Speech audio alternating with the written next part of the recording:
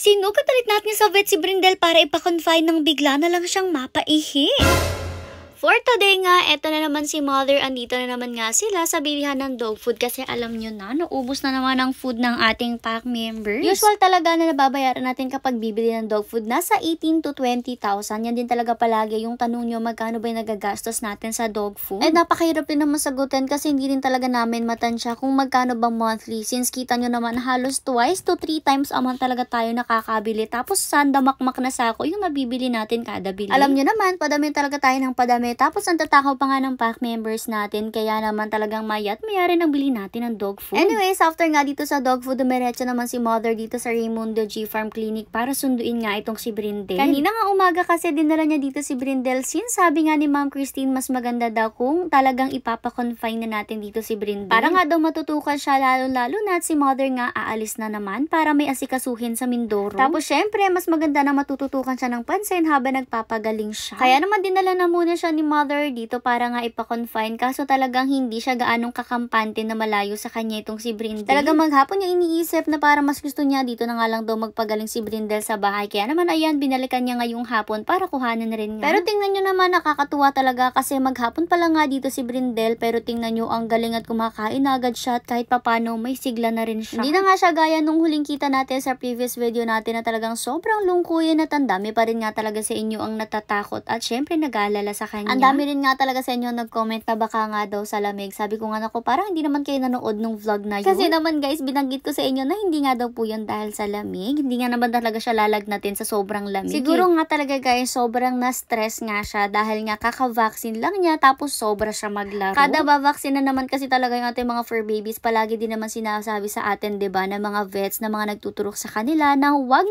nga daw pong paglalaruin at liliguan after nga po na ma-vaccine. Dahil nga nagkokos siya ng stress, which is bawal talaga sa bagong vaccine. Si Brindel naman, hindi natin siya pinaglaro, pero kasi kapag lumalabas siya sa off-leash area, grabe naman siya magkulit-kulit at doon nga siya siguro na stress at napagod ng sobra. Anyways, naloka nga ako dito kasi nung tusukan siya ng temperature niya, nung tanggalin nga ni Doc, bigla na lang siyang napaihi. Nagulat din talaga si Mother dito kasi nga bigla-bigla na tumulo yung ihi niya at Diyos ko, napakarami talaga ng ihi niya dyan guys. Pero okay naman si Brindel guys, at talagang alam ko naman kung bakit siya napaihi dyan. Kasi alam niyo ba itong si Brindel, hindi talaga yan iihi sa cage niya or sa room niya. Tapos kanina pa nga siya sa cage niya. Nag-aantay kasi talaga to na palabasin siya tapos doon siya iihi sa labas. Kaso nga lang syempre dahil nga naka-confine siya, hindi naman siya pwedeng palabasin. Kaya nga ngayon na nagkaroon ng time na pinalabas siya sa cage niya, ayan talagang napawiwi nga siya. At ang dami na rin naipong wiwi kaya talagang bahang-baha dito sa vet ngayon.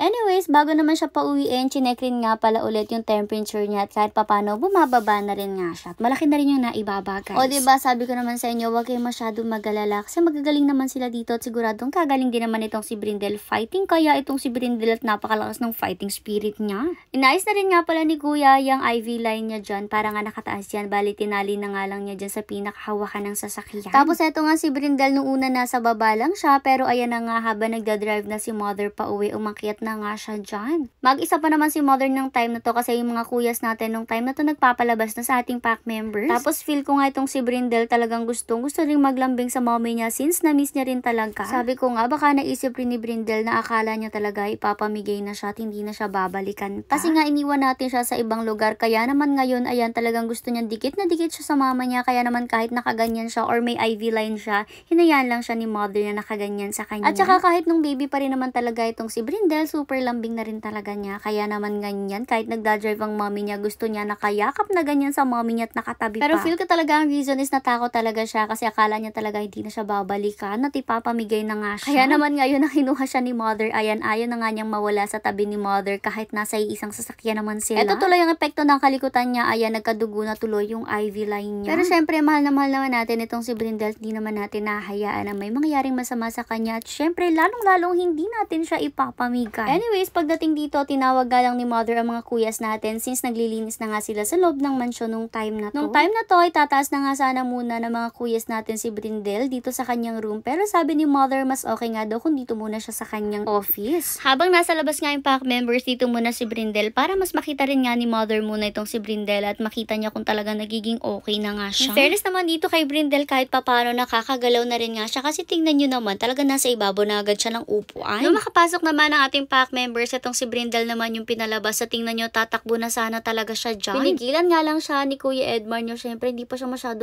pwedeng magagalaw ng sobra. Bago pa lang siyang gumagaling. Pero alam niyo yun, magandang sign na rin nga yan para kay Brindel kasi alam natin na kahit papano, pumabalik na nga yung lakas niya. Nakakatakbo na nga siya. Tingnan nyo, tuloy-tuloy na rin nga yung lakad niya. Hindi nga gaya noon na lalakad siya tapos titigil ng matagal tapos hihiga na lang dun sa pwesto niya. Dito rin nga sa labas, hinintay nila na makapagpoti si Brindel at ayan nga, nakapoti na siya dyan, nakawiwi na at nakapupo na rin. Dahil nga nakapaglakad-lakad na siya, sobrang haba na rin ng dugo sa IV niya kaya tinanggal na rin nga yan ni na mother bago siya ipasok dito sa loob at ibalik dito sa room niya. Magpapagaling na nga muna si Brindel at uulitin ko guys, huwag na kayong mag-alala, gagaling talaga siya sigurado.